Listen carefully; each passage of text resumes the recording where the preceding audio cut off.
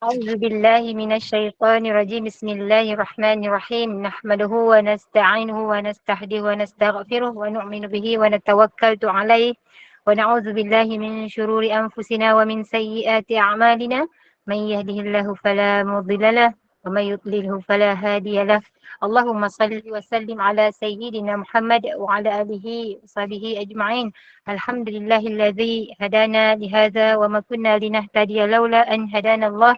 رب اشرح لي صدري ويسر لي أمري واحلل عقدة من لساني يفقه قولي. رب يسير عليك يسير وتمم بالخير. Assalamualaikum warahmatullahi wabarakatuh. Ahlan wa sahlan yang berbahagia Al-Fadil Ustaz Muhammad Khairul Fahmi bin Muhammad Anwar kerana sudi bersama-sama lagi dengan Gemelur Iman dalam kuliah Isyak hari ini. Dengan kitab Begitu Rupanya Kisah Nabi Adam, juga bersama-sama yang dikasihi para pencinta ilmu, pencinta Al-Quran, sahabat-sahabat yang dirahmati lagi dikasihi oleh Allah Subhanahu Wa Taala, yang saya hormati lagi saya kasihi sahabat takbiran Gemenur Iman yang dipimpin oleh Pengerusi Hajar Rosniati binti Mansur. Jadi bagi memohon keberkatan kuliah kita pada malam ini, marilah sama-sama kita membacakan umul kitab yang akan dipimpin oleh Al-Fadil Ustaz untuk kita hadiahkan kepada baginda Rasulullah sallallahu alaihi wasallam, adik keluarga baginda, para sahabat, para shadiqin, para syuhada, alim ulama, guru-guru kita, ahli keluarga kita, serta tidak lupa untuk umat Islam di Gaza, Palestin, juga muslimin dan muslimat sama ada yang masih hidup ataupun yang telah kembali ke rahmatullah. Isiril Fatihah. أعوذ بالله من الشيطان الرجيم. بسم الله الرحمن الرحيم. الحمد لله رب العالمين. الرحمن الرحيم. مالك يوم الدين. إياك نعبد وإياك نستعين. اهدنا الصراط المستقيم. صراط الذين أنعمت عليهم غير المغضوب عليهم ولا الضالين.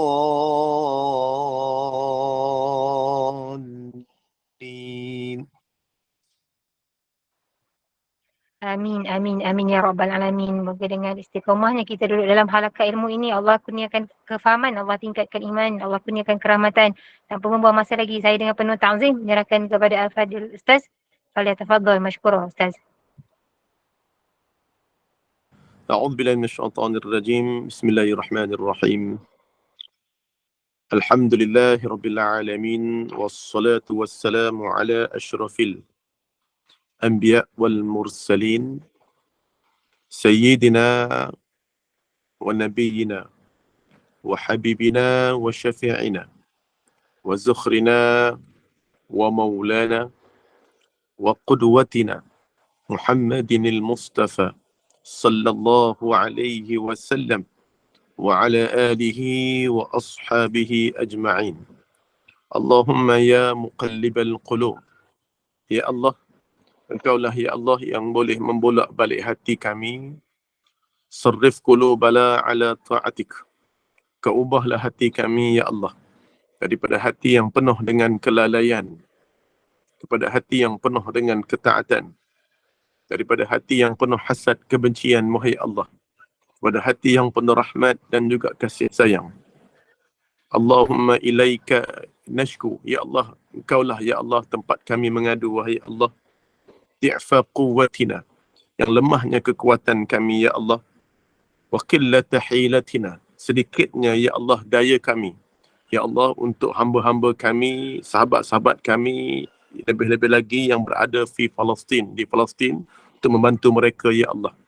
Kau ubahlah hati kami ya Allah, daripada hati yang lemah kepada hati yang kuat ya Allah, dengan iman kami, dengan ketakwaan kami ya Allah, supaya kami dapat bangkit suatu hari nanti ya Allah bersama dengan mujahidin dan syuhada was-salihin wa hasuna ulaika rafiqa ya arhamar rahimin.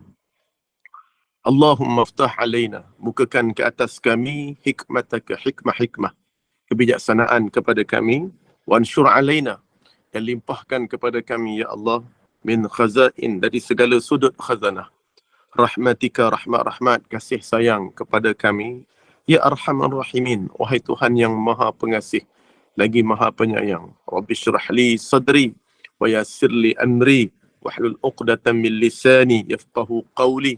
Wa sallallahu ala sayyidina Muhammad wa ala alihi wa sahbihi wa sallam. Walhamdulillahi rabbil alamin wa ba'du. Assalamualaikum warahmatullahi wabarakatuh. Alhamdulillah, bersyukur pada Allah.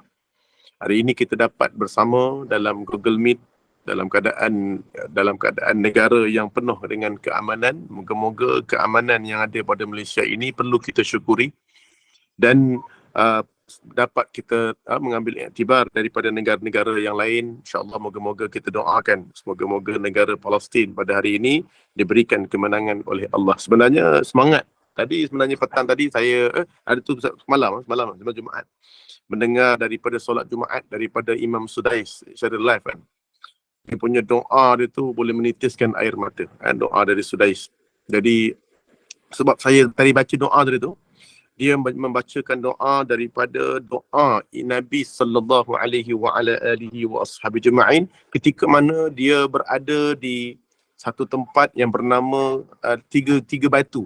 Daripada dia lari, dia keluar daripada halau daripada penduduk Taif, dibaling dengan batu sehingga darahnya waktu tu melimpah sampai ke tumit. Nabi SAW bersandar, dalam hadis Nabi bersandar di atas di bongkah batu dan Nabi meletakkan sikunya di atas satu batu sehingga sikunya tu kuat. Siku tu kuat sehingga tempat dia letak tu lekuk, dan sehingga hari ini Saudi letakkan, bukan Saudi, sebelum tu lagi, kerajaan sebelum tu dia dibinakan masjid bagi menghormati, meletakkan tempat Nabi meletakkan siku dan berdoa kepada Allah. Doa tu, doa dibaca tadi. Allahumma, saya baca juga tadi. Allahumma ilaika ashku, cuma dijadikan di jama' lah. Ya Allah, Nabi kata, engkaulah wahai Allah, hanya engkaulah tempat kami mengadu. Di'fa quwwati, lemahnya kekuatanku wahai Allah. Dan ketika mana ditolak, dia tak mampu untuk nak dakwah orang-orang di Taif. Wa qillata hilati, sedikitnya usahaku. Maksudnya Nabi mengaku lemah kekuatan, sedikit usaha. Kita ni baru sikit. Kalau aku tak ada dah, JNI tak jadi, kan. Baru sikit, kerek semacam. Kerek semua, usaha sikit, dia punya bangga lain macam. Jadi Nabi mengatakan sedikit usaha. Sedikit daya. Wahawani 'alan nas, malunya, hinanya kami ni di kalangan manusia. Sebab tu Allah sebut ya arhamar rahimin, wahai Tuhan yang Maha Pengasih dan Maha Penyayang. Ila man takilni, di doa. Kepada mana kamu nak hantar umat Islam pada hari ini? Ila aduwwun yatajahamuni, yang mana yang musuh yang jauh yang akan menyerang kami, au ila qaribin, ataupun yang dekat. Malaktahu amri, yang akan mengambil urusan hidup kami, Yahudi dan Nasara ni. Sebab itulah ketika mana di doa tu dia getar, baru dia doa bagaimana Nabi SAW ketika tak dapat berbuat apa-apa ketika dakwah, maka kita pun umat Islam hari ni ada kekuatan dah. Dia billion umat, ya million umat, dia kata. Ya million umat, maksudnya ya wahai sejuta umat, wahai billion umat, tak buat apa-apa. Walaupun berbilion umat Islam, tetapi hari ini kita tak boleh bantu sedikit pun. Lemahnya kekuatan kita.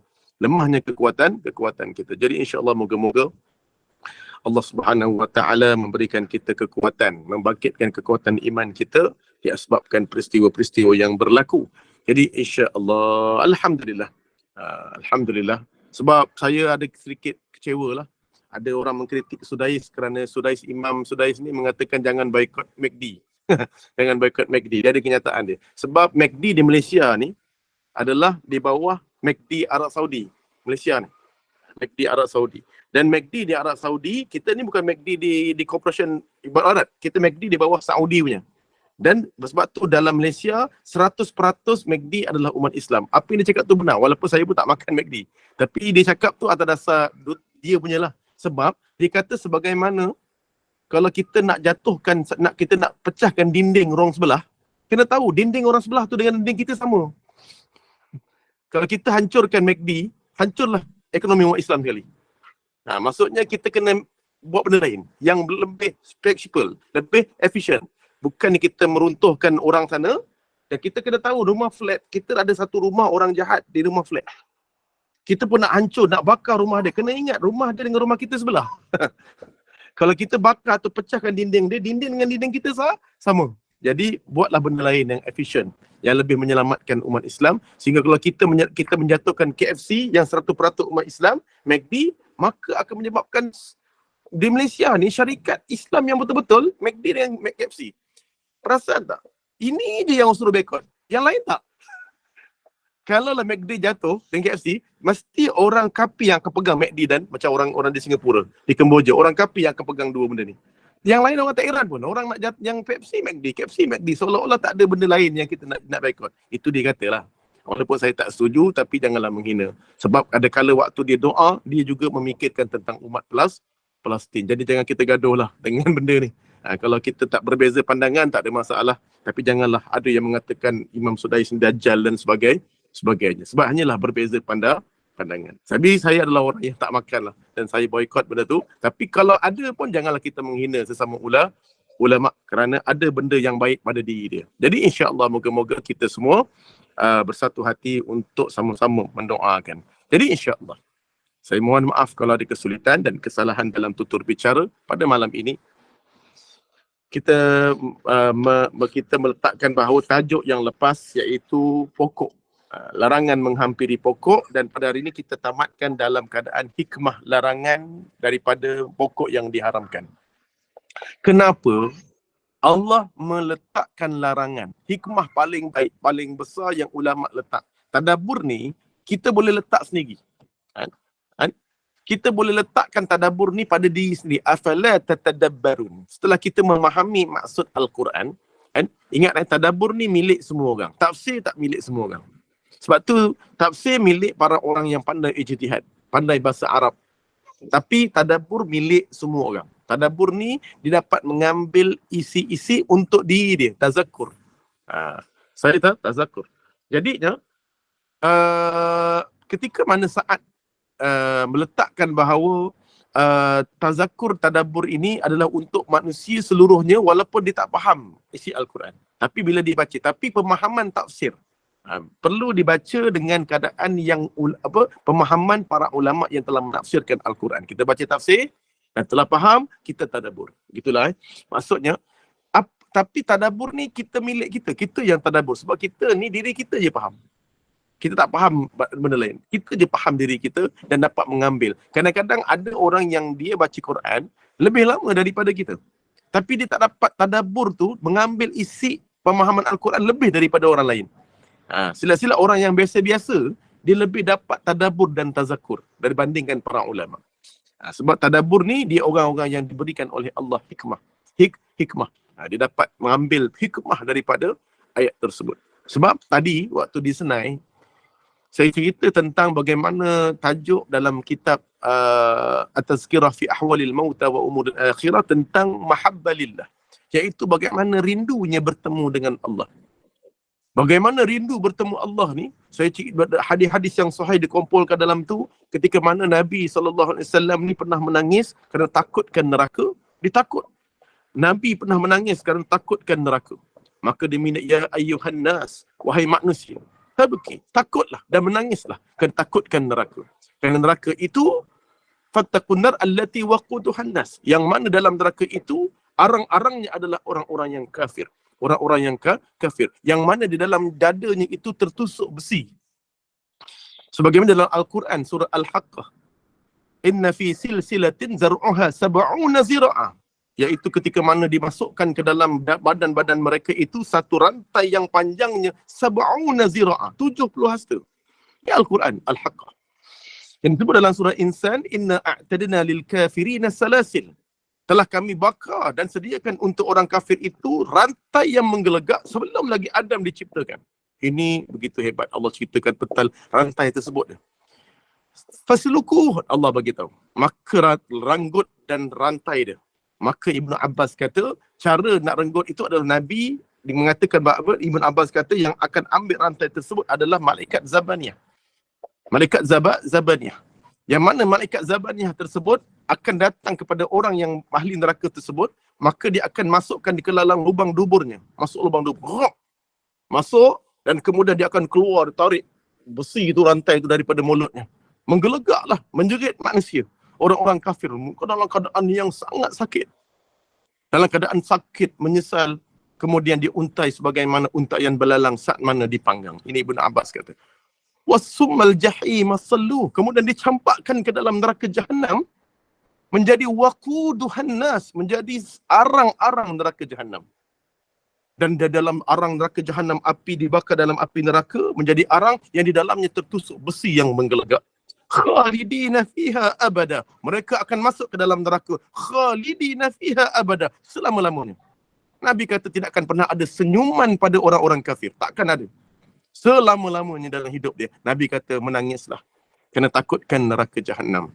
Takut neraka jahanam. Sampailah Nabi kata, fa'illam tabku. Sekiranya kamu tidak boleh menangis, tatabaku. Buat menangis. Tabaku tu bukan buat menangis. Sebenarnya usaha bagaimana nak menangis. Gitu. Usahakan bagaimana nak menangis. Imam Ghazali pernah menyebut, kalau tak boleh menangis, cuba buat nangis. Tuang air more kan.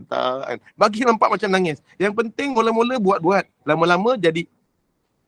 Sehingga Nabi kata kenapa? Kenapa kita menangis? Kerana orang-orang ahli neraka tidak pernah senyum dalam hidupnya. Kerana api neraka ni, kan?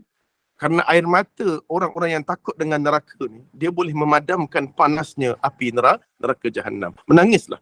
Nabi SAW menyambung dalam hadis rawahu Tirmizi, ketika mana air mata mereka ni habis dan ditukarkan kepada darah, dan darahnya akan mengalir, air mata darahnya mengalir sehingga akan menjadi satu aliran yang kalau diletakkan safanan kapal, tentulah kapal itu lajarrat akan berlayar. Fattaqun nar, takutlah dengan api neraka. Jadi bila saya sebut kisah ni tadi, ada seorang pakcik tu, dia duduk, air mata dia mengalir sungguh. Air mata dia mengalir sungguh. Saya kata tadi, dalam hadis yang saya baca, yang membacanya tidak mentadabbur betul-betul, mengambil peringatan. Yang membacanya saya lah. Tapi yang mendengar, mengambil peringatan tadabbur daripada hadis tersebut, ayat Quran tersebut, sehingga mengalir air mata dia. Yang ini dia benar-benar masuk dalam hati dia. Yang bercakap belum nangis. Yang bercakap bukan belum nangis, tak nangis pun. Tetapi yang mendengar, kadang-kadang dalam keadaan dia boleh mengalirkan air mata. Maksudnya, kadang-kadang manusia ni, yang bercakap belum tentu baik. Tetapi kadang-kadang yang mendengar itulah kadang-kadang yang dapat mengambil peringatan bagi orang yang hendak Allah ambilkan peringatan. Sebab itu, kadang-kadang kita ni tak tahu di antara kita ni mana yang lebih hebat tadabburnya. Walaupun makcik kampung, tapi sebenarnya dia dapat menghayati Al-Quran walaupun tidak faham Al-Quran. Malah penghayatan dia dengan Al-Quran lebih baik daripada para ulama. Kerana apa? Dia lebih Allah letakkan ketakutan dan mudahnya air matanya mengalir. Kan? Kita mengalir banyak cerita opah. Cerita opah. Menuju puncak gemilang cahaya. Kena bertasya, kita nangis. Kan? Jadi ketika mana saat hari ini, kita letakkan tadabbur. Tapi ni ulama letakkan tadabbur apa yang dia letak hikmah. Iaitu pertama, dia kata hikmahnya, pertama sekali, kenapa Allah letakkan Adam ini ada satu mukallaf. Sedangkan dalam syurga tidak ada mukallaf. Tapi saat mana dia dibangkitkan yaumul qiyamah, dalam syurga tidak ada mukallaf. Tak ada mukallaf. Mukallaf itu maksudnya pertanggungjawaban untuk amal ibadat lagi.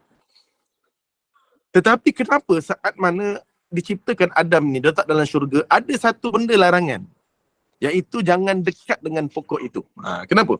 Kerana nanti mungkin orang-orang yang akan tertanya. Imam Wahbah, Profesor Dr. As-Salam menyebut, mungkin ada orang yang tertanya-tanya, mengapakah Allah memberikan taklif ataupun tanggungjawab kepada kedua-dua mereka, Adam dan Hawa, dengan larangan menghampiri pokok tersebut. Kenapa?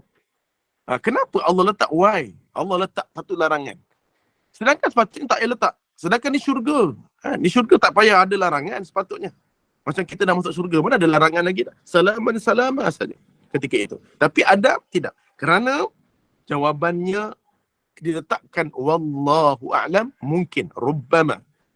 Hikmah daripada perintah Allah ini ialah untuk menguatkan hati Adam. Menguatkan hati Adam dan mengukuhkan kehendak Nabi Adam dan Hawa.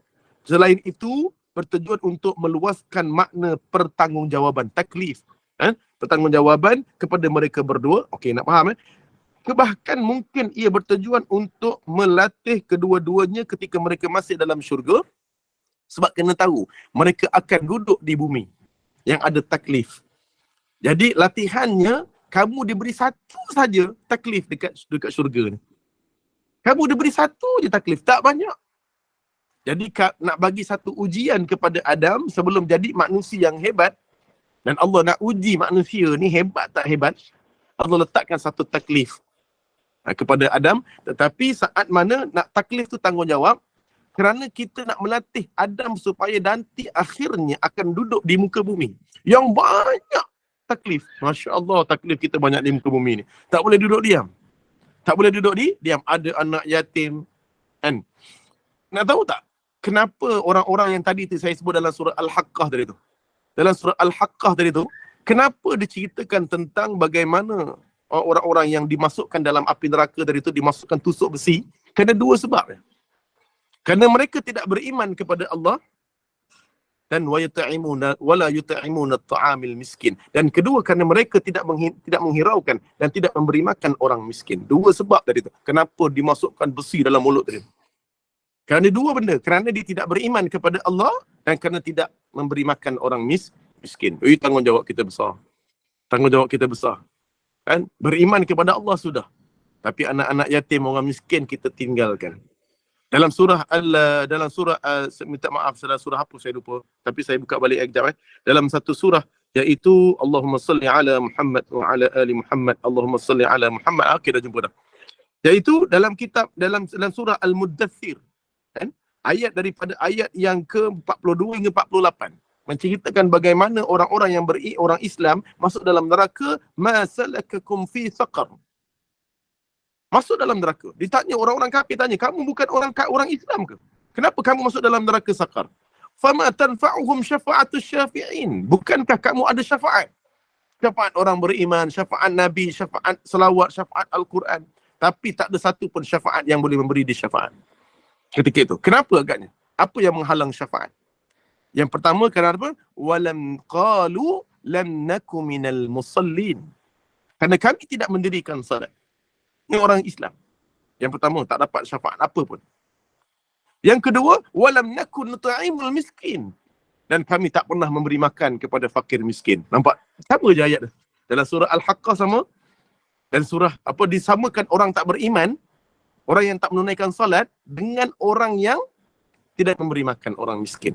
Jadi kat sini ibadat, tanda ibadat ta'abud kepada Allah, ubudiyah, iaitu salat. Al-birru. Al-birra ni kebajikan, adalah memberi makan orang miskin. Dua-dua ni kena sekata. Dia tak boleh salah satu je. Jadi kita kena buat benda salat, iaitu ubudiyah, kehambaan pada Allah.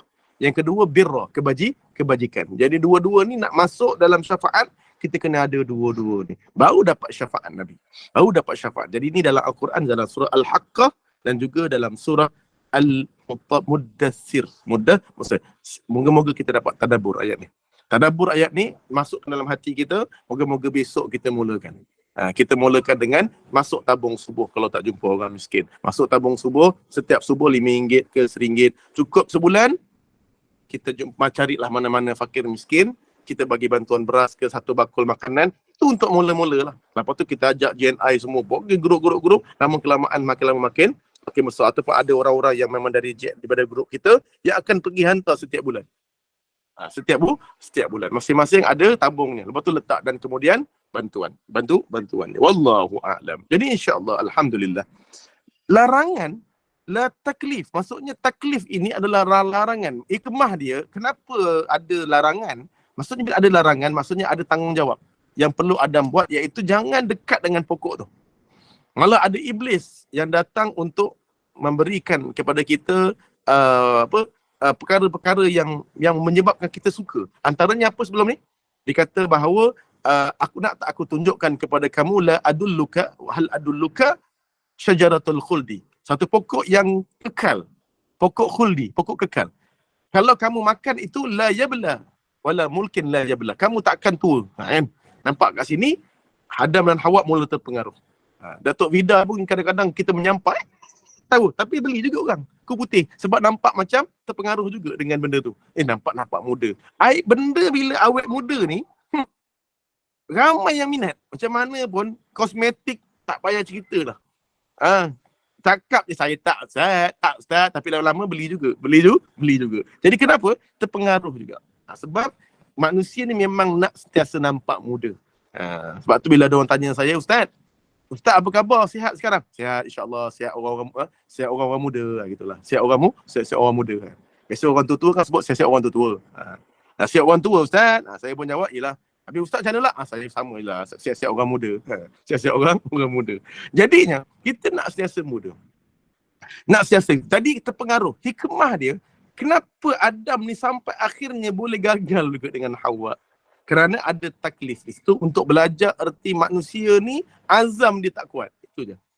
Azam manusia kena hati-hati. Ingat Adam dan Hawa ni orang yang kuat azamnya. Juga tewas dalam keadaan tewas dengan hasutan syaitan. Dan kemudian supaya seterusnya mereka dapat membiasakan diri untuk berinteraksi dengan perintah tersebut. Sampai hari ini menjadi satu tanggungjawab kepada kita supaya tahu bahawa manusia ni ada nafsu, ada iblis, ada syaitan yang senantiasa melemahkan azam kita. Azam kita yang paling biasa saya dengar apa azam? Azam untuk kuruskan badan. Itu memang azam yang memang tadi ni nak cerita pasal azam. Malam tadi saya suruh saya jalan pergi Jasko semalam, Ayon. Perut saya macam agak orang kata tadi maju ke depan. Gitulah.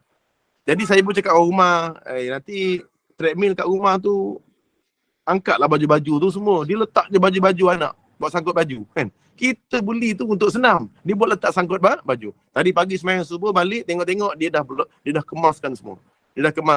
Semua. Tanda supaya kita kena treadmill balik. Tengok azam tu sampai mana tahap. Adakah seminggu boleh bertahan? Atau 2 minggu bertahan? Atau 3 minggu bertahan? Kalau kita save diet tu, buku kita, orang rumah saya kalau save makanan diet tu dengan menu dan save makanan diet tu, ada kan makanan-makanan diet yang boleh dipilih untuk hari pertama sampai 30. Tinggal save je lah. Save dari dulu sampai sekarang. Tak pernah diamalkan pun. Di save sampai ke sudah. Jadi sebab apa? Manusia ni nak belajar daripada Adam, lemahnya azam. Sehingga saat mana dalam keadaan akhirnya kita berada di muka bumi, kita kena belajar bagaimana Adam. Bagaimana Adam dalam keadaan dia tidak kuat dengan godaan dan lemah daripada azamnya. Azamnya tak kuat. Tak kuat, maka kehidupan mereka di dunia akan terbina dan berdiri di atas tanggungan dia, di atas tanggungjawab yang lebih hebat. Di bumi ni ada tanggungjawab yang sangat hebat. Ada lapar, bayangkan ada nafsu dengan perempuan, kena tundukkan pandangan. Nabi kata tundukkan pandangan pada perempuan. Nampak senang. Nabi kata kena begini. Semuanya ada tanggungjawab kita. Dan juga larangan daripada Allah Subhanahu wa taala. Jadinya ini adalah proses belajar. Sebab itu satu hari Nabi sallallahu alaihi wa ala alihi wa ashabi ajma'in dalam Syama'il Muhammadi, Nabi pernah tersenyum. Nabi bukan tersenyum, malah Nabi pernah ketawa. Nabi pernah, dan sampai satu hari Nabi bukan senyum je. Sahabat tengok Nabi sampai ketawa gitu lah maksudnya. Sampai ketawa besar. Jarang dia melihat Nabi ketawa. Melainkan Nabi bercerita tentang kisah ini. Ketika mana Nabi sallallahu alaihi wasallam wa ala alihi wa ashabihi ajma'in. Seorang lelaki ni hadisun sahih, Bukhari, Muslim. Dia seorang lelaki ni masuk orang yang terakhir keluar daripada syurga. Dia keluar dari syurga, dia minta kepada Allah, wahai Allah, keluarkanlah aku daripada neraka. Dia masuk syurga telas. Keluarkanlah aku daripada neraka, sehinggalah dia keluar daripada neraka. Sehinggalah mana dia keluar daripada neraka, dia minta kepada Allah, aku nak keluar dari neraka. Maka Allah izinkan dia keluar daripada neraka. Sehinggalah dia keluar dari neraka, mukanya menghadap kepada neraka. Muka dia masih menghadap neraka. Tapi dah keluar dari neraka. Jadi bahangnya tu terasa. Sehingga dia minta kepada Allah, ayyu rabbi addini min hadhihi la ashraba min ma'ihi wastazilla bi zilla la as'aluka ghairuha. Dia kata, wahai Allah, kan, jadikanlah aku ni, dia kata bahawa wahai Tuhanku, aku ni, muka aku ni, palingkan aku daripada api neraka. Api neraka. Dan kemudian dia minta kepada Allah, ada tak kau nak minta lagi, wahai manusia? Nak tak kau minta lagi? Tak, cukup, ini je, memang aku janji. Ini perkataan dia ni, dia kata bahawa aku berjanji, inilah, dia kata inilah janji aku kepada engkau, aku tak akan minta lagi. Tadi kan minta keluar dari neraka. Kali ini dia minta lagi supaya palingkan muka dia ke belakang. Jangan tengok neraka. Maka dipalingkan kemudian ke belakang. Ke belakang dia apa? Syurga. Jauh nampak syurga. Maka di ketika itulah, maka dia bila dia dekat daripada syurga tu, tengok ada satu pokok dekat tengah-tengah tu. Maka wahai Allah, boleh tak aku minta lagi satu permintaan? Wahai dikata dekatkan aku dengan pokok tersebut. Maka apa yang Allah sebut, wahai anak Adam, dia kata, bukankah tadi engkau telah berjanji kepada aku, la yas'aluhu ghairaha, kamu tak akan minta lagi. Maka wahai Allah, ini yang terakhir. Nampak? Ini manusia. Maka ketika itu pun Allah kata, celakalah engkau wahai manusia yang tidak kuat dalam azam. Maka dia pun dipindahkan ke pokok tersebut. Allah makbulkan doa dia. Maka mana bila dia dah duduk dekat pokok tersebut, maka dia tengok dekat pokok tu, tiba-tiba dia nampak lagi dekat dengan syurga. Dia nampak kat syurga tu. Bila dia tengok syurga tu, kat pintu syurga tu ada sungai. Dia tengok, lama duduk nak minta dengan Allah lagi.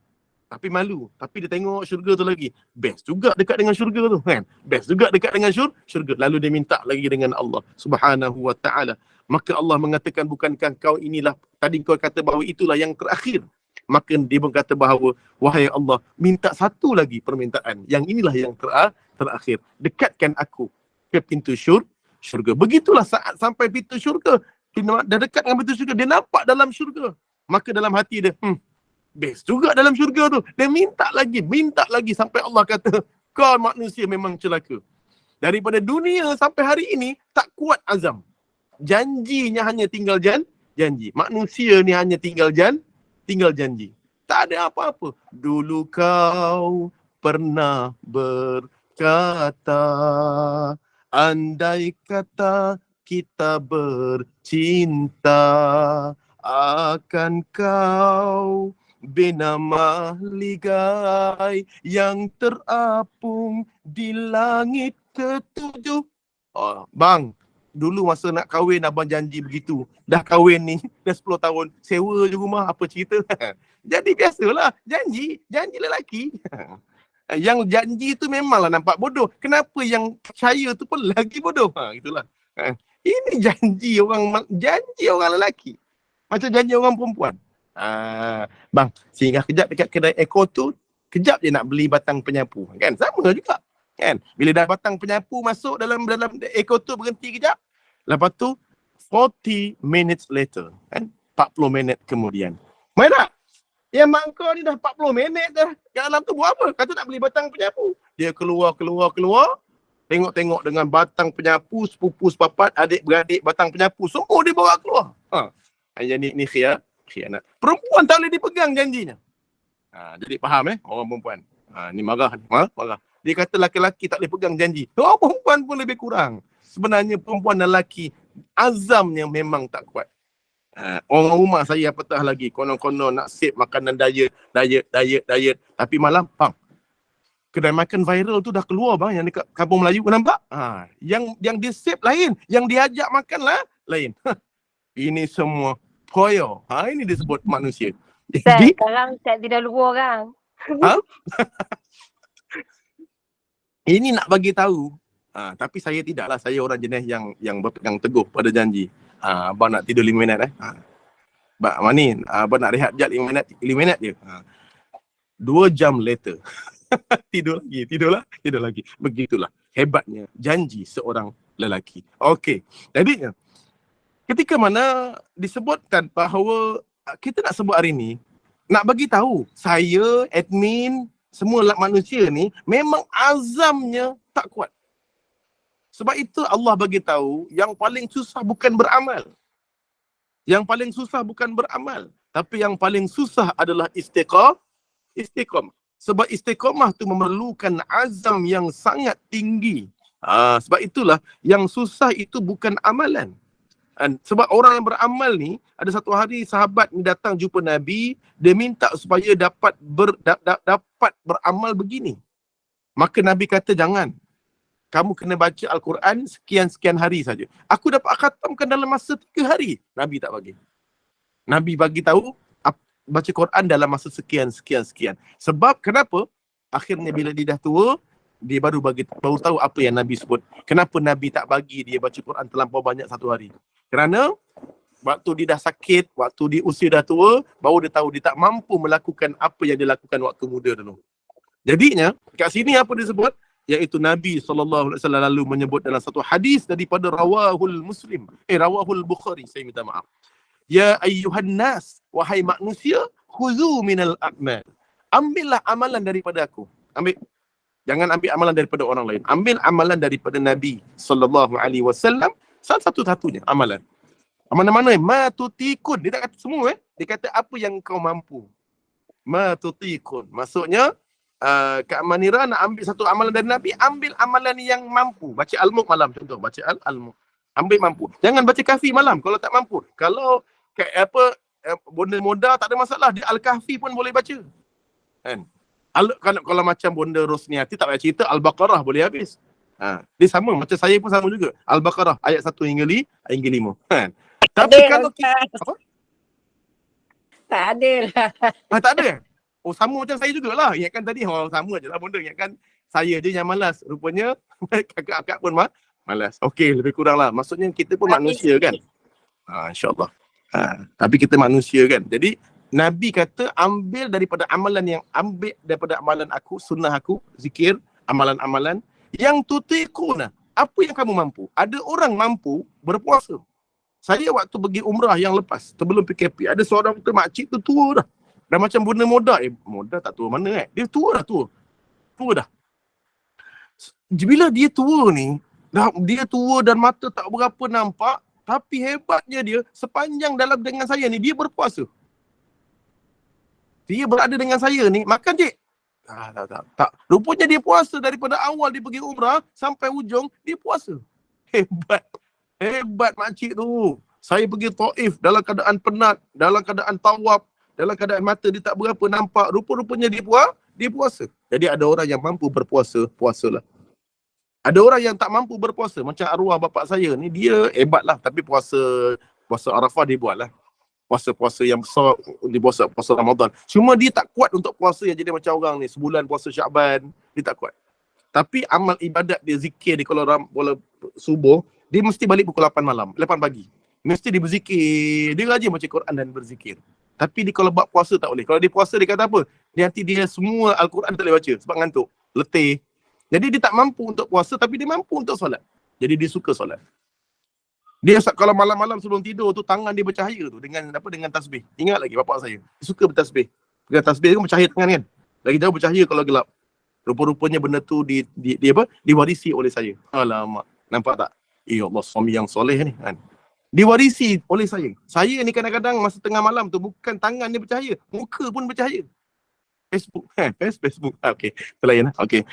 Jadinya ketika mana saat disebutkan bahawa apa yang kamu mampu, fa innallaha la yamallu wala hatta tamallu. Allah tak jemu, tapi kamu yang jemu. Sebab tu Nabi kata ambil amalan yang kamu mampu. Kasut lain-lain kasut sama tapi saiz lain-lain. Saiz lain lah. Kamu tahu kamu punya baju, jangan tengok baju orang lain. Kalau jenis saiz 38, jangan sekali-kali try baju saiz 32. Jadi nanti dapat macam bungkus nangka. Okey. Jadi ketika mana wa inna ahabbal a'mal, kerana sesungguhnya wahai sahabat, amalan yang paling Allah suka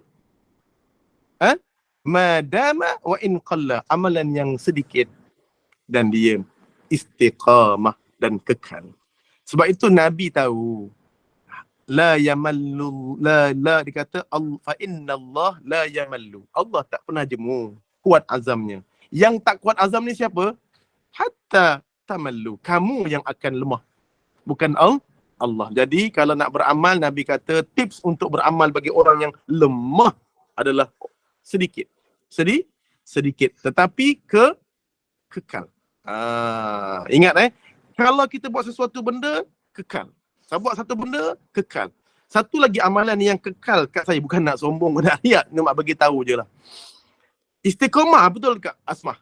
Istiqamah memang susah. Yang senangnya istirahat. Itu masalahnya tu. Okey.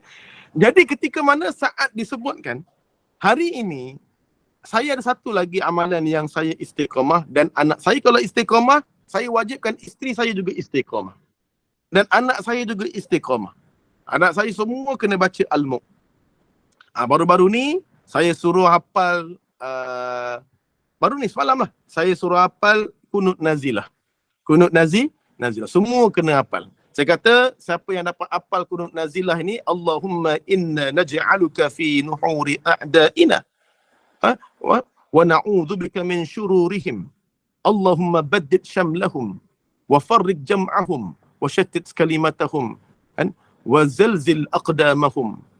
Anda kemudian sampai akhir, wa sallit alaihim kalban min kilabik ya qahhar ya jabbar ya muntaqim ya Allah ya Allah ya Allah Allahumma ya munzilal kitab wa ya mujriyas sahab wa ya hazimal ahzab ihzimhum wansurna alaihim Allahumma ansuril islam wal muslimin Allahumma ansuril islam wal muslimin Allahumma ansuril islam wal muslimin Allahumma ansur islam wa ikhwanana fi Palestin wa Gaza wa kulli zaman wa kulli makan wa sallallahu ala sayyidina Muhammad wa ala alihi wa sahbihi wasallam. Apal doa tu. Siapa dapat apal, saya kata tadi, dapat RM5. Cik bagi RM5 itu je. Rebut berapa? Berapa? Lepas tu, cik bawa dia pergi kedai Eko tu. Suka anak saya. Suka anak saya. Rumah berebut apa? Yang tak hafal orang rumah. Biasa gitulah. Azam lemah. Lemah. Orang kalau Al-Mulk saya suruh anak saya hafal, saya akan bagi dia skuter. Ingat lagi. 3 hari hafal. Yang lambat, orang rumah juga. 2 tahun baru hafal Al-Mulk. Gitulah. Lepas tu Al-Kahfi sama juga. Saya bagi anak-anak hafal. Anak-anak dah hafal dalam masa sebulan. Orang rumah juga yang ketinggalan. Setahun setengah. Setahun pertama hafal yang 10. Tahun kedua lupa yang 10 tu. Allahuakbar. Maksudnya memang begitulah. Saya tanya dengan makcik-makcik tu, bagaimana untuk nak nasihatkan orang rumah. Dia kata, itu okey Ustaz, dapat hafal juga Al-Mulk, makcik tak hafal lagi. Lagi teruk rupanya. Rupa-rupanya dia, saya dan isteri, semuanya azamnya tak kuat. Tak kuat, termasuklah diri saya. Tapi maksudnya saya suka hafal, dan hari ni hafal baru ni. Apa baru-baru ni yang saya hafal?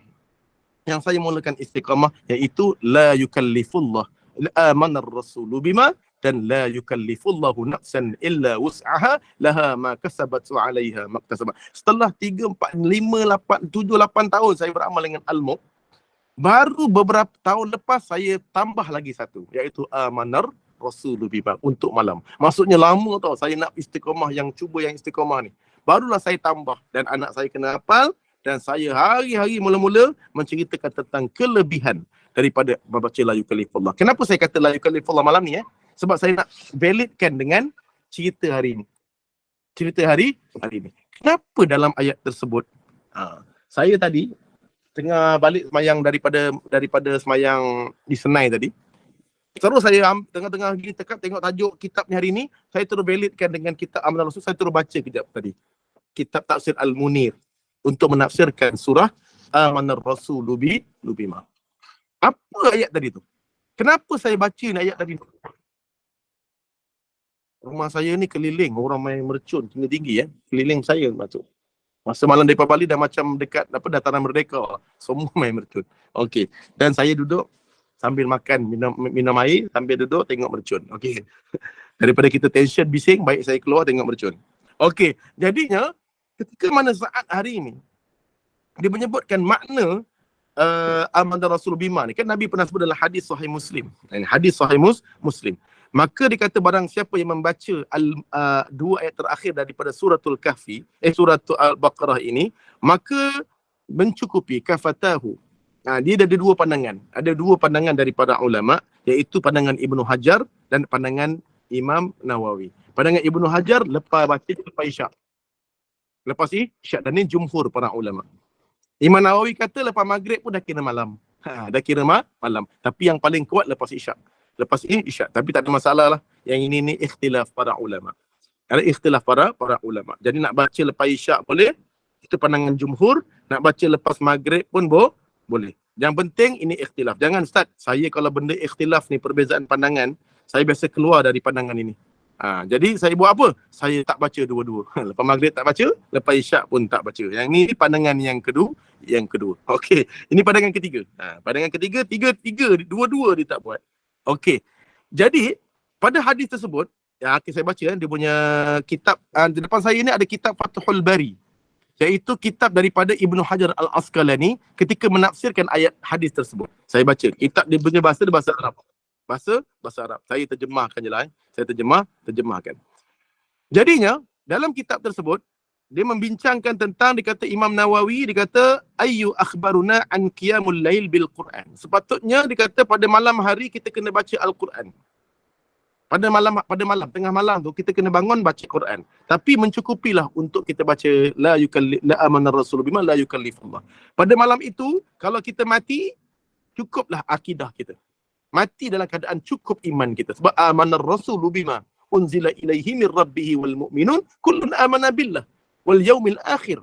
Semua cerita pasal rukun iman. Cukup iman kita malam tu. Kalau kita orang yang hari tu ada syirik, maka Allah cukupkan iman kita. Mati dalam keadaan iman. Kalau pada malam itu patutnya qiyamul lail, tapi kita baca mencukupilah untuk kita qiyamul lail pada malam itu dengan membaca amana rasul bima saja. Dan ayat yang kedua, saya tak nak cerita yang atas tu. Saya nak cerita la yukallifullah tadi. Semua doa. Apa doa dia? Iaitu ya Allah la yukallifullah. Apa makna dia? Wahai Allah. Dia kata ampunilah kami wahai Allah. Kepadamulah tempat kami kembali. Dan Allah tidak membani. La yukallifullah. Ya Allah, Allah tidak pernah sekali membebani. Membani seseorang itu, menyusahkan seseorang itu, melainkan sesuai dengan kesanggupannya. Kita baca ayat Quran kan. Kamu wahai Allah takkan pernah bebankan kami dengan benda yang kami tak mampu. Dan wahai Allah, dia kata ia mendapat Allah tidak apa, ya Allah jadikanlah, janganlah wahai Tuhan kami, kamu menghukum kami jika kami lupa atau kami melakukan kesalahan. Wahai Tuhan kami, janganlah engkau bebani kami dengan beban yang berat sebagaimana yang engkau bebankan kepada orang-orang sebelum kami. Dan ya Allah ya Tuhan kami, janganlah engkau bebankan kami dan pikulkan kepada kami apa yang kami tidak sanggup untuk memikulnya, dan disebabkan dosa-dosa yang telah kami lakukan. Maksudnya, nampak tak doa dalam ayat ini? Kita selalu berdoa kepada Allah supaya Allah tak bebankan kita dengan benda yang melemahkan kita. Jadi benda ni menyebabkan kita jadi apa tau? Boleh baca benda ni je, kita takut sebenarnya. Kita ni dilemahkan oleh kelemahan kita, sehingga hari ini kita minta kepada Allah, la tuhammilna ma la taqata lana bih. Janganlah engkau bebankan kami dengan apa yang kami tidak mampu buat. Saya hari tu ada tegur diri sendirilah.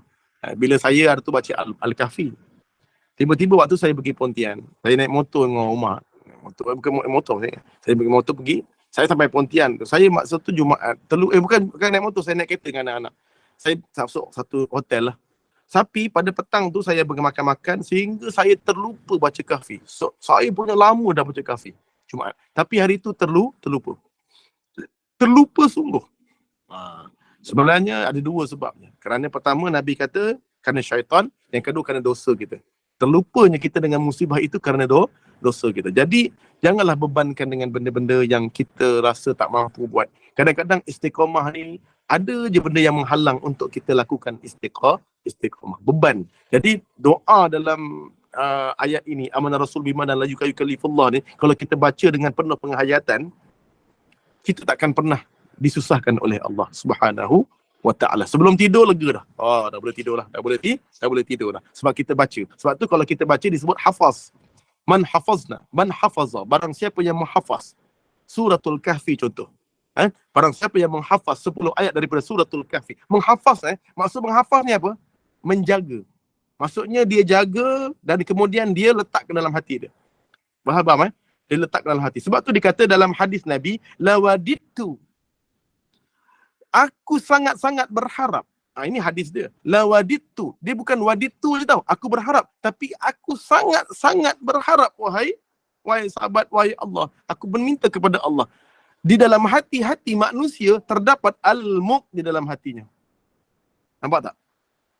Maksudnya dia minta kepada Allah supaya dalam kalangan umatnya, dalam hati lawadid tu dia mengharap sangat di dalam dada-dada umatnya terdapat al-mulk. Al-mulk maksudnya bukan dalam dada tau. Bukan baca je maksudnya. Dalam ayat ini menunjukkan bahawa Nabi bukan harap kita baca al-mulk pada waktu malam.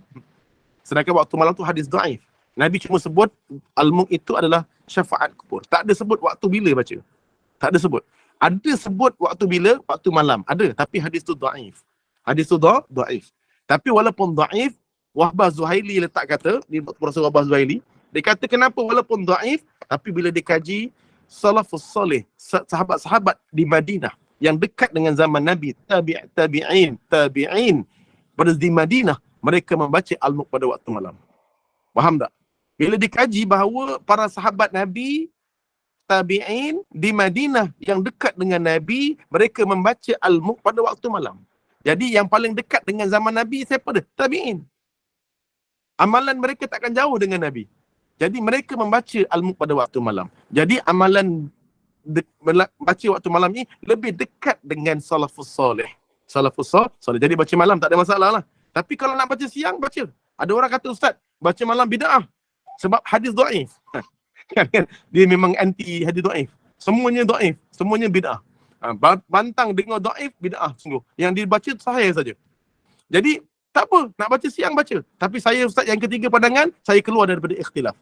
Ada yang kata baca malam, Ustaz. Ada yang kata baca siang. Saya, bila ikhtilaf ni, saya tinggalkan ikhtilaf. Jadi saya tak baca dua-dua. Malam tak baca, siang pun tak baca. Yang ni yang ketiga. Ni pun ada juga ni. Lepas isyak dia tengok bola. Lepas subuh dia tidur.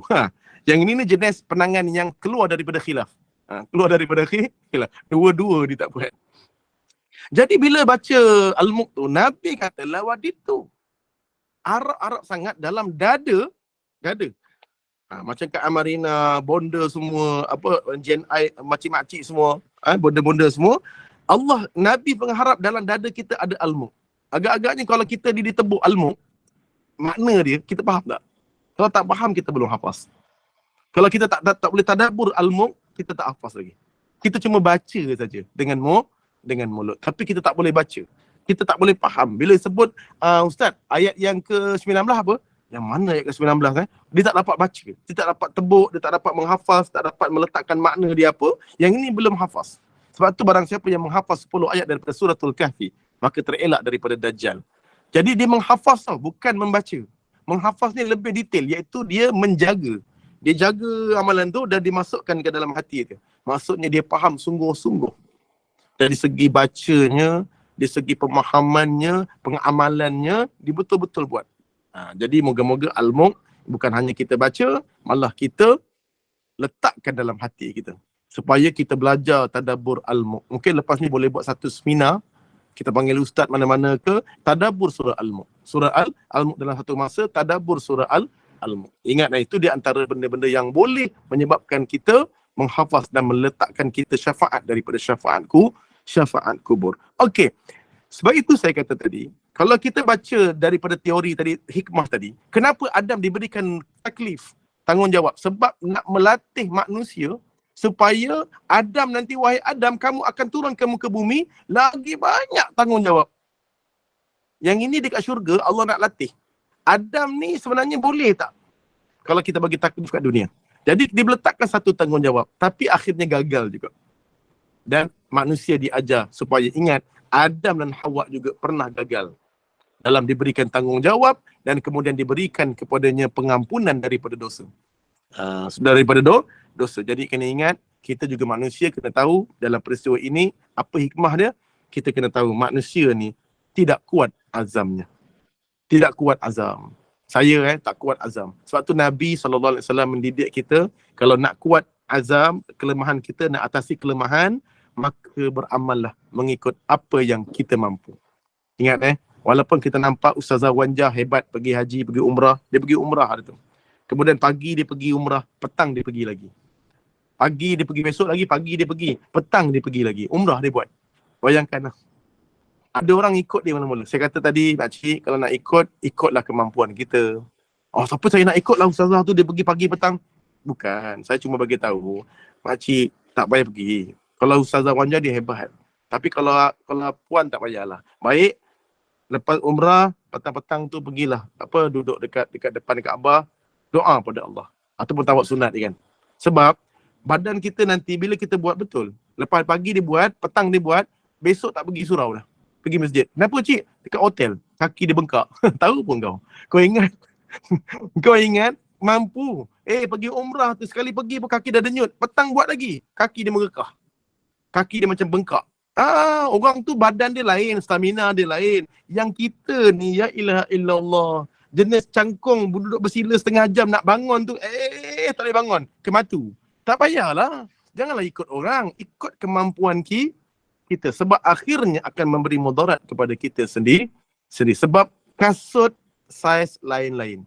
Kak Amanira saiz lain. Saya saiz lain.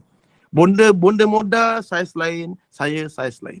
Jadi tengok kemampuan diri sendiri. Jangan tengok kemampuan orang. Sebab Nabi sendiri tak suruh beramal ikut macam dia. Tak. Nabi suruh beramal ikut matutikun. Apa yang kamu mampu dan sesuai. Tapi ambil amalan dari Nabi SAW. Tapi itu pun, baru surah Kahfi.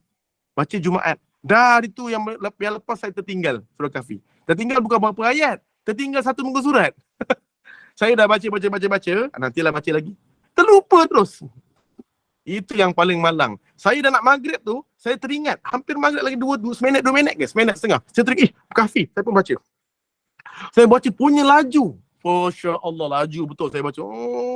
Tengah-tengah baca lagi satu ayat ke? Betul lah satu ayat. Kul innama, saya baca tu. Handphone saya. Allahu Akbar, Allahu Akbar. Ya ilaha illallah azan. Lagi satu ayat. Saya azan. Allah uji saya. La tulhikum amwalakum wa auladukum. Janganlah kamu leka daripada beramal kepada Allah kerana harta dan anak-anak. Kita bercuti dengan anak sampai terleka dengan amal ibadat. Moga-moga Allah tak hukum kita. Tak hukum kita. Itu pun payah. Apatah lagi kalau saya mengamalkan. Saya pernah sekali ada orang tu, jemaah umrah saya ni, dia degil. Tiba-tiba di balik umrah ni, dia nak umrah ni, dia kata, Ustaz, saya nak istiqamah lah Ustaz. Saya nak baca Kahfi setiap Jumaat. Sebab saya dengar Ustaz setiap hari. Sebab saya pernah dengar Ustaz kata, Hasan Hussein dibaca Al-Kahfi setiap malam. Kan? Bukan malam ada Jumaat je, setiap malam. Jadi kata saya nak try lah Ustaz. Sebab saya dah 6 hari ni, saya baca Kahfi setiap malam.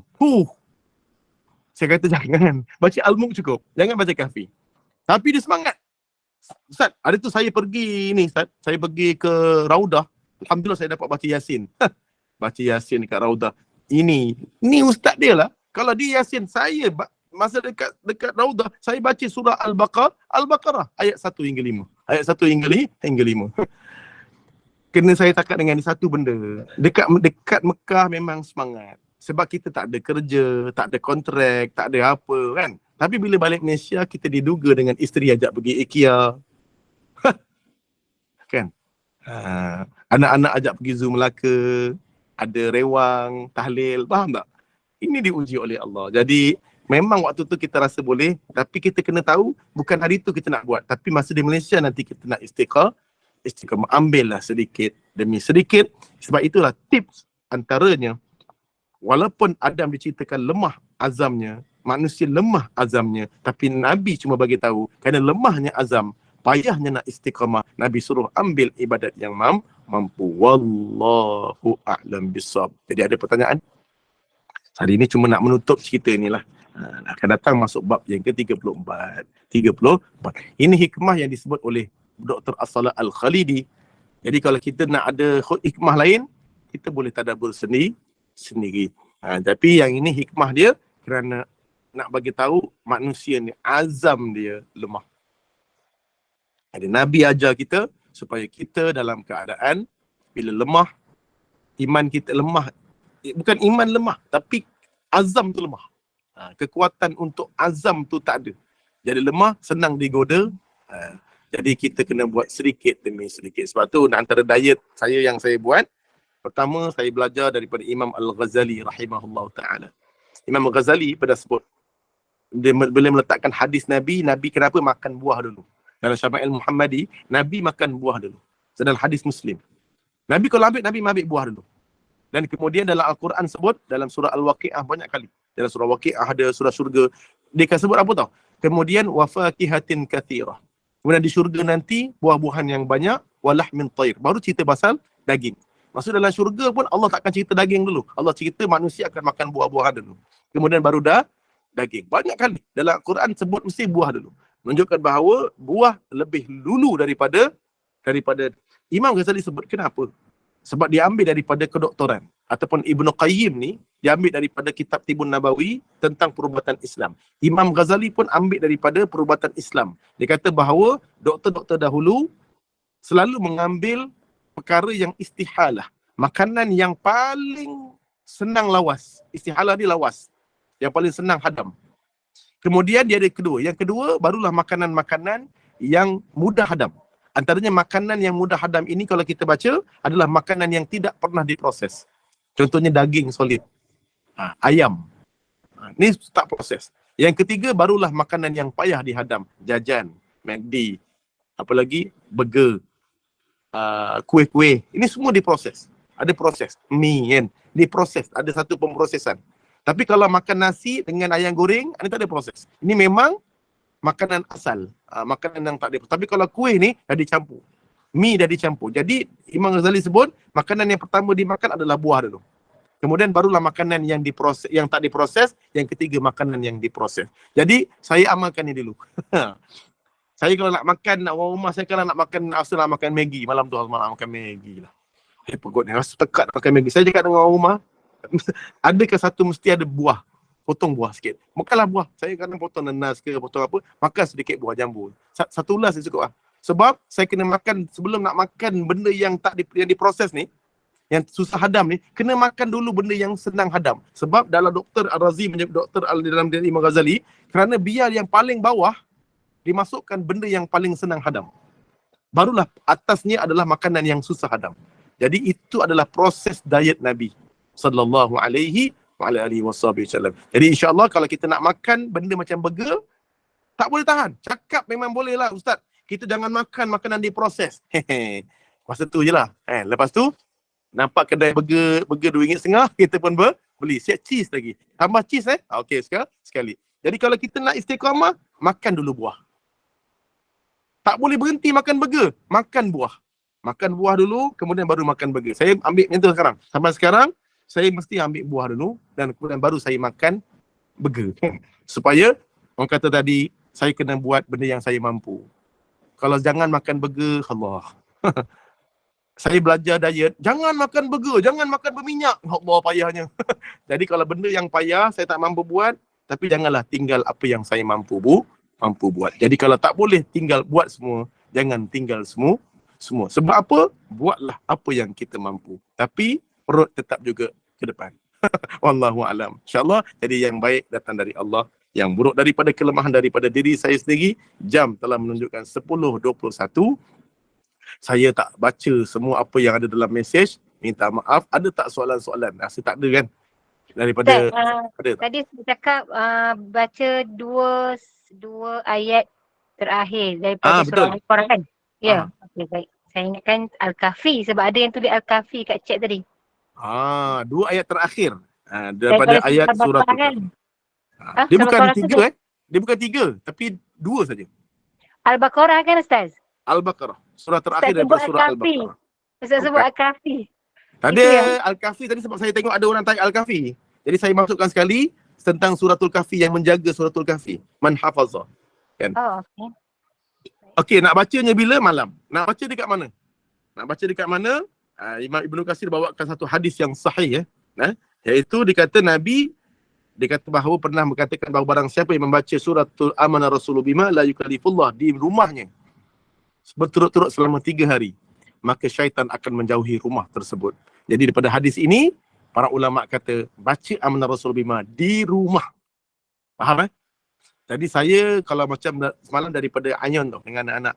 Jadi bila saya sembahyang Isyak di Ayun, saya dalam kereta tu saya baca apa? Saya baca Al-Mulk dalam kereta lah. Perjalanan balik. Tapi Amanah Rasulullah saya tak baca. Nanti sampai rumah dah agak-agak barang. Okey, semua jom. A'udzubillahi minasyaitonirrajim. Amanah Rasul. Supaya saya baca Amanah Rasul di rumah, bukan di perjalanan. Tapi Al-Mulk bolehlah di masjid, di mana, tapi Amanah Rasul di lepas isyak dan di rumah. Supaya rumah saya yang tak dijauhkan syaitan. Ini ada dua hadis yang sahih. Jadi cara baca dia adalah lepas isyak, tapi Manawi lepas maghrib pun boleh. Dan kedua, bacanya di rumah. Al-Mulk tak apa, nak baca dekat luar pun tak apa. Sebab tak ada sebut mana-mana nak baca. Tapi Amanah Rasul di rumah. Wallahualam. Jadi insyaAllah, moga-moga. Tapi kena baca Kalau boleh, balik rumah nanti, baca dia punya tafsir dia ataupun makna dia. Sebab dalam Amanah Rasul 5 tu doa. Jangan kita baca doa, tapi kalau kita berdoa. Sebab berdoa ni dia lebih masuk dalam hati. Dalam hati kita kalau berdoa. Kalau baca doa ni kita kadang-kadang tak masuk dalam hati. Sebab tu kita kena baca makna dia sekali. Supaya kita baca Amanah Rasul 5 dalam keadaan kita lawaditu masuk dalam hati kita. Masuk dalam hati, insya-Allah. Kalau kita pergi homestay ataupun mana-mana chalet ke apa, kita boleh baca tak ayat 2 ayat saya baca. Sebab Nabi kan ada satu ayat, Nabi kata jangan kamu tinggalkan setiap malam membaca ayat terakhir. Nabi tak sebut pun di rumah. Tapi dalam hadis yang lain, baca di rumah. Jadinya saya waktu di dalam hotel saya akan baca Amanah Rasul. Tak pernah tinggal. Saya belum pernah lagi tinggal dalam masa beberapa bulan. Sebab, kenapa tak tinggal? Sebab saya tak banyak. Saya baca Al-Mulk dah dekat 5-6 tahun. Lepas tu baru tambah satu lagi Amanah Rasul. Amanah Rasul 5 pun tak tinggal sebab sikit. Sebab tak banyak. Sebab saya lebih suka amalan yang sedikit, tapi saya terus suruh anak saya hafal, anak-anak saya baca ramai-ramai. Itu pun ya Allah. Susah juga. Susah. Apatah lagi yang nak baca kahfi setiap malam. Nak baca kahfi. Kalau boleh baca ke admin ke Amanirah je lah yang boleh baca. Saya memang tarik diri untuk baca. Tapi boleh tak boleh? Boleh. Cuma sedikit demi sedikit, nanti tambah lagi. Kalau tak balik rumah, bolehlah baca tempat lain. Ya boleh. Sebab dalam hadis Nabi yang sahih Muslim, dia kata baca dalam setiap malam saja. Tak sebut bila-bila. Cuma dalam hadis lain, kalau baca setiap malam berturut-turut selama 3 hari, maka akan mengeluarkan syaitan daripada rumah kita. Jadi itu antara perkara yang kita baca lah. Tapi kalau tak ada kat rumah, nak macam mana? Kita bacalah dekat hotel. Jadi Allahu'alam. Jadi insyaAllah sama-sama kita beramal. Sedikit ingat, kasut saiz lain-lain. Pinggang saiz lain. Ingat pinggang saiz lain-lain. Jangan beli saiz M kalau lah badan tu 80 kilo. Ingat. Allahu'alam. Jadi insya-Allah moga-moga diberikan kebaikan dan kerahmatan kepada kita. Jadi kita baca Al-Mulk. Al-Mulk. Janganlah sindir. Tak ada sindir lah. Mana ada sindir? Saya cakap je. Tapi tak tahulah kalau ada yang macam tu. Okey. Okey, Kak. Boleh makcik tanya? Boleh. Tapi mungkin terkeluar sikit kot daripada ini. Baiklah, makcik pernah tengok satu rancangan. Mungkin bukan rancangan, satu movie. Satu lagi makcik pernah tengok satu video ke. Tak ingat lah. Tapi ada mengatakan dalam itu tu, dia ceritakan bahawa Nabi Adam AS dan juga Hawa ini diturunkan ke bumi bersama-sama satu makhluk yang lain. Takutlah makcik tertinggal info semua sebelum ni kan. Makcik tak mengikuti sangat. Belum masuk lagi tu. Bersama-sama satu makhluk, iaitu ular. Betul ke Ustaz? Okey, itu banyak tu Tom. Kalau bukan dalam Qasasul Anbiya memang ada. Dia empat makhluk. Adam, Hawa, Iblis dengan ular. Betul. Bukan tu cerita, itu memang dalam Qasasul Anbiya, Imam Ibnu Katsir pun sebut. 4 binatang. Empat benda yang akan turun. Adam, Hawa, Iblis dengan ular. Iblis tu je lah. Macam tu kerja bila kata ular tu. Ular. Dia memang ular. Lepas tu satu lagi makcik pernah tengok satu movie yang berkaitan dengan movie Inggeris lah. Dia ceritakan tentang Habil dan Qabil. Lepas tu berkaitan, dia kata dia tu macam cucu ke anak kepada Habil dan Qabil lah, salah satu. Dia menceritakan tentang keadaan di situ lah. Jadi makcik tu kan dia macam membawa satu benda lah. Jadi Tapi itu movie lah kan. Makcik tak ingat lah. Baru jugalah dalam awal tahun makcik tengok movie. Movie lah. Yang ini makcik dengar dalam YouTube. Rasanya tak silap macam seorang penceramahnya perempuan Islam kita.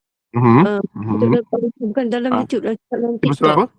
Dalam TikTok. Makcik tak ingat lah. Cerita pasal apa? Cerita tentang tu lah yang kata salah satu makhluk yang turun bersama. Okey. Itu cerita tu ada dalam Qasasul Anbiya. Nantilah sampai masanya saya akan bacalah tu tentang Qasasul Anbiya, kisah daripada Imam Ibn Katsir, insya-Allah. Okey, insya-Allah. Belum cerita ni, baru cerita Nabi Adam masih kat syurga lagi ni. Nabi Adam masih kat syurga lagi, belum turun lagi. Jadi masih lagi. Dia memang gitu, daripada 2 tahun baru cerita kan. Dia lama cerita dia. Nak habiskan buku ni kita mula bila? Dah setahun dah? 2 tahun dah? Ada 2 tahun? Tak ingat lah. Dah setahun lebih Ustaz. Setahun lebih dah. 2 tahun habis lah. Dah sampai bab 50 je. Bab 50. Ni dah bab 34. Lebih kurang dalam setengah tahun lagi lah. InsyaAllah habis lah. Habis lah dia tak ada. Jadi kalau boleh jangan matilah admin semua. Boleh sampailah kalau boleh habis kisah ni. Kisah ni sampai habis dulu. Jangan mati dulu, insyaAllah. Jadi moga-moga. Jadi insyaAllah ada lagi pertanyaan? Satu soalan last. Lepas tu kita baca Al-Mulk. Okey, insyaAllah. Dah pukul tak boleh. Dah pukul 10.30. Minta maaf. Masa amat mencemburui saya. Sebagaimana isteri saya sedang mencemburui saya. Kat tingkap nampak, tengok je. Sebut nama dia je. Jadi insyaAllah, biarlah aku malam ni. Okey, jadi insyaAllah. Jadi moga-moga kita dapat baca Al-Mulk. Ingat, walaupun sedikit Al-Mulk yang kita baca, moga-moga sedikit, tapi kita tadabbur, kita hafaz dan kita letakkan dalam hati kita. Walaupun orang lain banyak. 1 bulan 1 juzuk dibaca. 30 juzuk. Orang lain. Kita yang mampu kita buat baca Al-Mulk dan kita hafaz Al-Mulk. Dan jaga Al-Mulk, tadabbur Al-Mulk. Dan kita jaga hari-hari malam tu sampai suami kita bila kita meninggal, isteri pakcik, isteri pakcik ni meninggal, apa yang diistiqamah? Dia tak pernah meninggalkan Al-Mulk seumur hidup dia. Maksudnya ada benda yang dibawa sebagai istiqamah. Jadi jangan ingat lupa. Jadi kena ingat ada satu amalan yang istiqamah pada diri kita walaupun sedikit. Jangan melihat orang lain tapi lihatlah diri kita sendiri apa yang kita mampu. Jadi sama-sama kita beristighfar sebelum kita masuk Al-Mulk dengan istighfar 10 kali istighfar dan kemudian kita baca Al-Mulk. Astaghfirullah rabbal baraya. Astaghfirullah من الخطايا أستغفر الله رب البرايا أستغفر الله من الخطايا ربي زدني علما نافعا ووافقني عملا مقبولا ووهب لي رزقا واسعا وتوب علي توبة نصوحا وتوب علي توبة نصوحا أستغفر الله رب البرايا أستغفر الله من الخطايا أستغفر الله رب البرايا أستغفر الله من الخطايا ربي زدني علما نافعا ووافقني عملا مقبولا ووهب لي رزقا واسعا وتوب علي توبة نصوحا وتوب علي توبة نصوحا أستغفر الله رب البرايا أستغفر الله من الخطايا. الفاتحة. أعوذ بالله من الشيطان الرجيم. بسم الله الرحمن الرحيم. الحمد لله رب العالمين الرحمن الرحيم مالك يوم الدين إياك نعبد وإياك نستعين اهدنا الصراط المستقيم صراط الذين أنعمت عليهم غير المغضوب عليهم ولا الضالين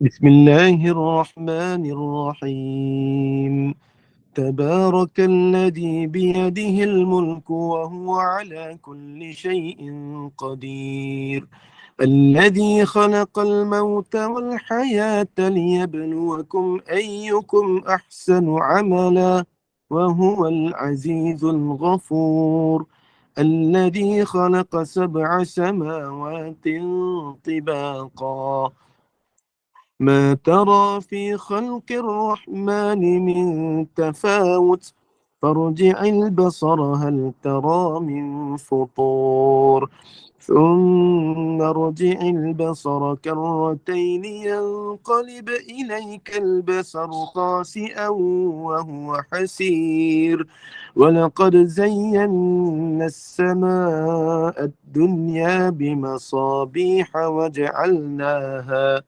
وجعلناها رجوما للشياطين وأعتدنا لهم عذاب السعير وللذين كفروا بربهم عذاب جهنم وبئس المصير إذا ألقوا فيها سمعوا لها شهيقا وهي تفور تكاد تميز من الغيظ كلما ألقي فيها فوج سألهم خزنتها ألم يأتكم نذير قالوا بلى قد جاءنا نذير فكذبنا وقلنا ما نزل الله من شيء إن أنتم إلا في ضلال كبير وقالوا لو كنا نسمع أو نعقل ما كنا في أصحاب السعير فاعترفوا بذنبهم فسحقا لأصحاب السعير إن الذين يخشون ربهم بالغيب لهم مغفرة وأجر كبير وأسروا قولكم أو اجهروا به إنه عليم بذات الصدور ألا يعلم من خلق وهو اللطيف الخبير هو الذي جعل لكم الأرض ذلولا فامشوا في مناكبها وكلوا من رزقه وإليه النشور أأمنتم من في السماء أن يخسف بكم الأرض فإذا هي تمور أم أمنتم من في السماء أن يرسل عليكم حاصبا فستعلمون كيف نذير ولقد كذب الذين من قبلهم فكيف كان نكير أولم يروا إلى الطير فوقهم صافات ويقبض ما يمسكهن إلا الرحمن إنه بكل شيء بصير أمن هذا الذي هو جند لكم ينصركم من دون الرحمن إن الكافرون إلا في غرور أمن هذا الذي يرزقكم إن أمسك رزقه بل لجوا في عتو ونفور أفمن يمشي مكبا على وجهه أهدى أمن يمشي سويا على صراط مستقيم قل هو الذي أنشأكم وجعل لكم السمع والأبصار والأفئدة قليلا ما تشكرون قل هو الذي ذرأكم في الأرض وإليه تحشرون ويقولون متى هذا الوعد إن كنتم صادقين قل إنما العلم عند الله وإنما أنا نذير مبين فلما رأوه زلفة سيئت وجوه الذين كفروا وقيل هذا الذي كنتم به تدعون قل أرأيتم إن أهلكني الله ومن معي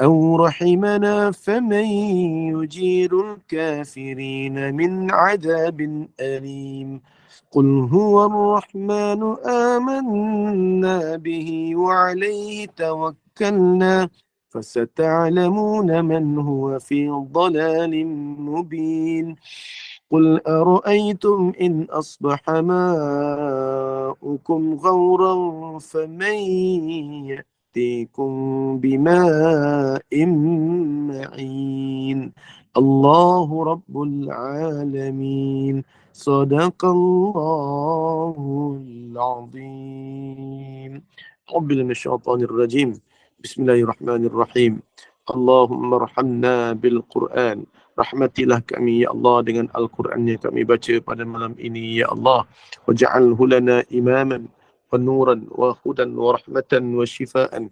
Jadikan Al-Quran yang kami baca pada malam ini ya Allah sebagai imam ikutan kami, sebagai cahaya menerangi hidup kami wahai Allah, sebagai hidayah petunjuk kami, sebagai rahmat kasih sayangmu kepada kami, dan sebagai syifa dan penawar bagi penyakit-penyakit yang kami hadapi wahai Allah. Allahumma dzakirna minhu ma nusina. Di saat mana kami dilupakan ya Allah, kami dilekakan, selalu ingatkan kami ya Allah untuk kami selalu mendekati Al-Quran, mendampingi Al-Quran, membaca Al-Quran, menghafaz Al-Quran ya Allah. Ya Allah ya Tuhan kami, wa'allimna minhu ma jahilna. Di saat mana kami jahil, Engkau ajarkanlah. Di saat mana kami tidak faham, Engkau fahamkanlah. Di saat mana kami tidak pandai, ya Allah, Engkau pandaikanlah kami mentadabbur dan membaca Al-Quran. Warzuqna, dan berikan kepada kami pada malam ini rezeki, ya Allah, dan juga kesempatan tilawat suratul Mulk, untuk kami dapat membaca surah Al-Mulk ini, ya Allah, fi kulli laylah, pada setiap malam, wahai Allah. Warzuqna, dan berikan kepada kami rezeki, ya Allah, tilawat suratul Kahfi, untuk kami dapat membaca suratul Kahfi, ya Allah, fi kulli yaumil Jum'ah, pada setiap hari Jumaat, ya Allah. Warzuqna, dan berikan kepada kami rezeki, ya Allah, tilawatul Quran, dapat membaca Al-Quran ana al-lail wa atrafan nahar, istiqamah ya Allah sepanjang malam dan siang. Waj'alhu lana hujjatan, jadi kalau Al-Quran yang kami baca ini, ya Allah, sebagai hujjah kepada kami. Wa syafa'atan fil qabr, jaga Al-Mulk ya Allah sebagai syafaat kami di dalam kubur, ya Allah. Jadi kalau Al-Quran dan Al-Mulk yang kami baca, ya Allah, walaupun sebanyak melemah pun kami, ya Allah, seteruk mana pun bacaan kami, ya Allah, jadi kalau Al-Mulk pada malam ini, ya Allah, sebagai pembela, sebagai pembantu, sebagai cahaya, sebagai penolong kami, ya Allah, di saat mana kami berada di kesunyiannya kubur, ya datangkanlah Al-Mulk sebagai penghias kubur kami, ya Allah. Gelapnya kubur kami, jadikanlah Al-Mulk sebagai penerang kubur kami, jadikanlah Al-Mulk sebagai peneman hidup kami, ya Allah, saat mana kami berada di kesunyiannya kubur, ya Allah.